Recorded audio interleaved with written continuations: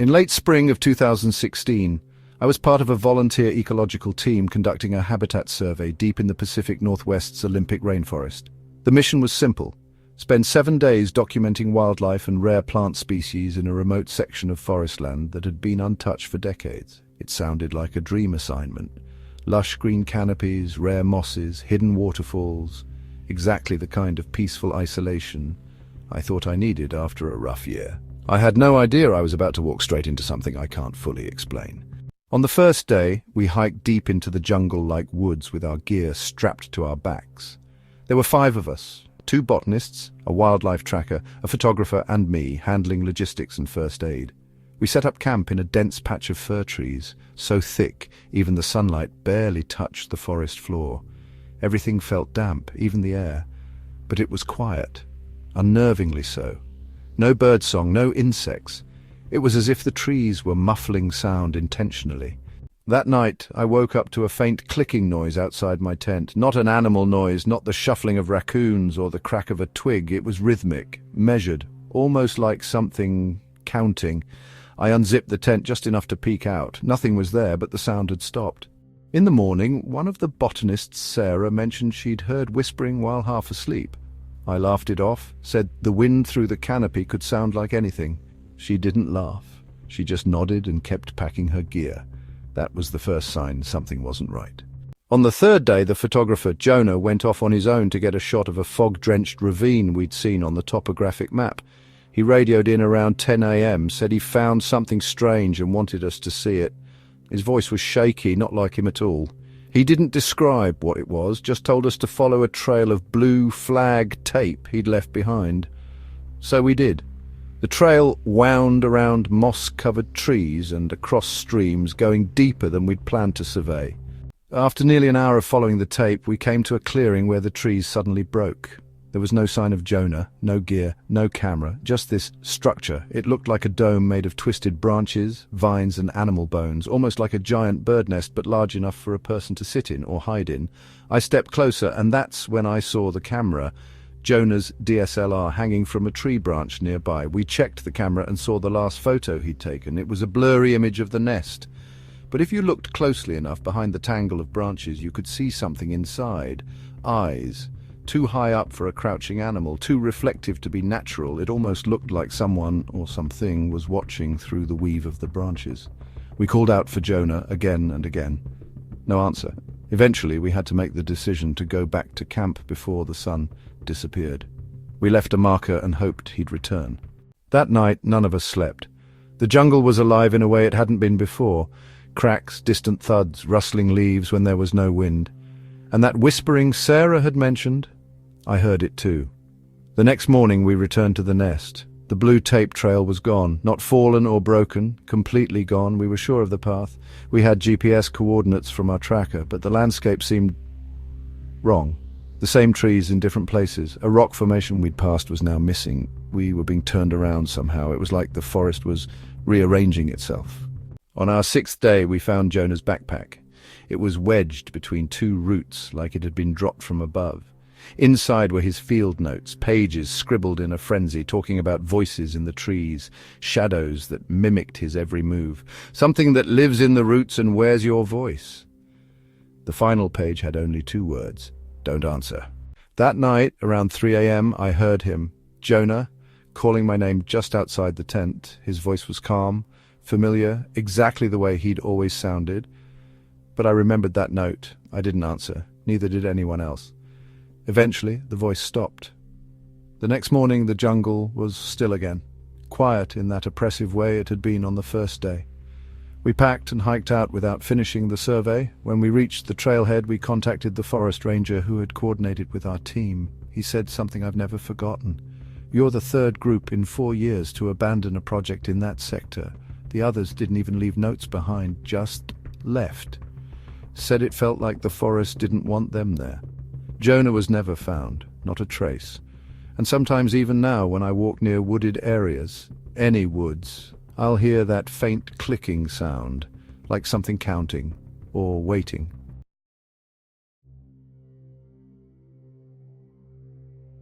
Back in June of 2015, I was working as part of a volunteer wildlife research crew in a protected forested reserve deep in southern Louisiana. It wasn't exactly a jungle in the tropical sense, but this stretch of dense, swampy hardwood forest might as well have been. We were documenting nesting sites for a rare species of warbler, and we had set up camp in a clearing about 3 miles from the closest dirt road. There were 4 of us, each assigned a quadrant to survey from sunrise until early afternoon, when the oppressive humidity made any further work nearly unbearable. On the 4th morning, I veered slightly off my designated quadrant, following the distant sound of what I thought was a distressed animal. I radioed it in, protocol required it, even though I didn't expect to find anything. About 20 minutes into my detour, I reached the edge of a shallow ravine, choked with vines and rotting foliage. The sound had stopped, but something else caught my eye. It was a large, oddly symmetrical pile of rocks arranged in a loose circle, and in the center, half buried under leaves and dirt, was what looked like an old canteen. It wasn't one of ours. I climbed down and picked it up. It had a name scratched into the side, almost completely faded. But it wasn't the canteen that made my skin go cold. It was what lay beneath it. Just under the surface, partially obscured by earth and roots, were bones. Human bones. I dropped the canteen, scrambled back up the slope, and tried to radio the others, but all I got was static. The signal was always sketchy out there, but never completely dead. I climbed higher, finding an outcropping with a better view. Still nothing. It took me nearly an hour to make it back to camp, moving fast but keeping my eyes wide open. When I burst into camp, breathless, the others immediately noticed my panic. I told them what I saw. We marked the location on our map and planned to hike out together the next morning to report it. That night, none of us could sleep. Every small noise outside the tent made us jump. Around 3 a.m., we heard what sounded like someone walking near the edge of camp. It was subtle, more like dragging feet than footsteps. One of the guys unzipped his tent and called out. No answer, just the faint rustle of leaves. We all sat up, flashlights in hand, but no one dared go out to investigate. The noise eventually stopped and we stayed huddled together until sunrise. As soon as it was light, we packed up and started heading toward the ranger station. We took a longer but more reliable trail that would lead us straight to the dirt road. About an hour in, we passed through a narrow part of the forest, lined with thin, spindly trees. That's when we saw him. A man standing completely still in the trees, maybe 50 feet off the trail. He was tall, pale, shirtless, and barefoot. His eyes were wide and glassy, staring straight at us but not really seeing. His skin looked almost blue in the morning light. We froze. One of us whispered, asking if we should call out. I said no. Something about the way he stood, too still, too unnatural, felt wrong. We kept walking fast. When we finally reached the ranger station 2 hours later, we reported everything. The bones, the man, the noises. The rangers didn't seem surprised. One of them, an older guy with a gravelly voice, pulled us aside. He told us that several hikers over the years had reported similar things in that area. Figures in the woods, strange arrangements of objects, animal bones placed in patterns. He said they'd tried investigating, but the deeper parts of the reserve were too hard to navigate, and nothing had ever been officially confirmed. The authorities went out to the ravine later that week, but when they got there, the rocks had been disturbed. The canteen was gone. The bones were no longer visible. They found some evidence of soil disturbance in one weathered boot sole, but nothing they could use. We were asked not to speak publicly about it while they looked into it, but I never heard another word. A few years later, I returned to the area on my own. It had been bothering me, unresolved, unfinished. I followed my old trail to the ravine. It was almost unrecognizable now, overgrown and hidden. But when I reached the base, I found something new, another pile of rocks arranged in the same circle. This time in the center was a flashlight, not mine, and scratched into the metal casing were 3 letters, my initials. I never told anyone. I left immediately and haven't stepped foot in those woods since. I don't know what's out there. Maybe some deranged hermit, maybe something else. But I do know that whatever lives in that forest knows how to wait, and it remembers.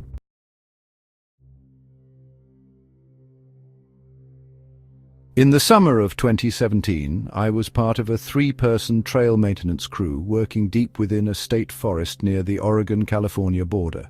We had been contracted to clear out an overgrown segment of trail that snaked along a rugged section of woodland rarely used by the public anymore. Most of the area had been untouched for years, and you could tell. Massive, fallen logs blocked the trail, moss covered everything, and animal sounds dominated the air. Our work site was a full 2-day hike from the ranger outpost, so we camped in the backcountry using an old wooden shelter built back in the 60s for fire crews. The shelter sat on the edge of a ravine with a thick patch of trees and undergrowth on the opposite side that we hadn't ventured into yet. It was strange. On the map there was supposed to be a continuation of the trail leading through that patch of woods, but none of us could find any trace of it. It was as if the forest had swallowed it whole. On the third night, while sorting through gear by the fire, we noticed something odd. One of our axes was missing. We always kept them stacked neatly under the tarp, but now one was just gone. We thought maybe someone had moved it, but none of us had. We searched around the camp, even along the trail where we'd worked earlier, but it was just gone. We brushed it off as forgetfulness and turned in early. Around 2 a.m., I woke up to the sound of whispering. It wasn't clear or distinct, more like overlapping voices, soft and urgent, coming from outside the shelter. I sat up, thinking one of the others was talking in their sleep, but they were both out cold. The whispering continued. I leaned toward the open window slit and held my breath. It wasn't coming from the shelter at all. It was coming from across the ravine. Dozens of voices, layered and echoing softly. I couldn't make out words, just the rhythm, like chanting almost, but broken, uneven. It lasted maybe a minute, then stopped completely, just gone. The next morning, the others said they'd heard nothing. I almost didn't say anything, but then I found the axe, stuck upright in the center of the trail we'd been clearing. Buried deep in the dirt, handle pointed at the sky, blade edge perfect. There were no footprints around it, no signs of anyone walking in or out. The soil hadn't even been disturbed. It looked like it had just dropped there from the air. That night none of us slept well. Something was off. The forest felt aware, as if it was watching us. There were no animals around anymore, no birdsong, no rustling, just silence. On the 5th day, while cutting a path through thick brush near the ravine, I stumbled upon something buried in the dirt. It was a glass jar, sealed tight with wax, and inside was a piece of parchment rolled up. I unsealed it, carefully opened it, and instantly regretted it. The parchment was covered in symbols, scrawled in what looked like charcoal or old ink. They weren't letters, not from any language I knew, more like markings, spirals, slashes, jagged shapes that seemed to vibrate when I stared too long. I showed it to the others, and we all agreed to rebury it exactly where I found it. But that night the whispering returned, this time much louder. Not chanting, this was breathing, heavy, ragged breathing, right outside the shelter. One of us flipped on a headlamp and pointed it through the slit in the wall, and for a fraction of a second I saw something standing just beyond the fire pit. It wasn't fully visible, but it had height, at least 7 feet, and its eyes reflected the light in an unnatural way. No animal shines like that. The light hit it for a moment, and then it was gone, as if it had ducked out of existence. We packed up before sunrise and left. We hiked fast, barely stopping for water. When we made it back to the ranger station, we reported what happened. They didn't write any of it down. One of the older rangers listened, then handed me a folder, no label, no markings. Inside were photocopies of handwritten reports going back to the late 70s. Similar stories, missing tools, whispering voices, strange figures, symbols carved into trees. One report from 1982 described a surveyor who went missing for 2 days and reappeared miles from the base camp, unable to speak, clutching a wax-sealed jar. That was the last job I ever did in those woods. I moved out of state and changed careers, but 2 months after I left, I received a package in the mail. No return address. Inside was a single object, the same axe we'd lost. The handle had a symbol burned into it, one I recognized from the parchment. I threw it away, but I still hear the breathing sometimes, especially at night, as if something followed me out. Or maybe it never left. Maybe it's just waiting for me to remember what I shouldn't have seen.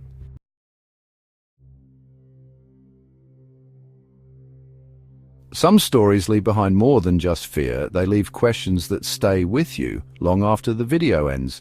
If these jungle horror stories got under your skin, let me know your thoughts in the comments. And if you're craving more spine-chilling tales, don't forget to like, share, subscribe, and hit the bell icon so you never miss what's coming next.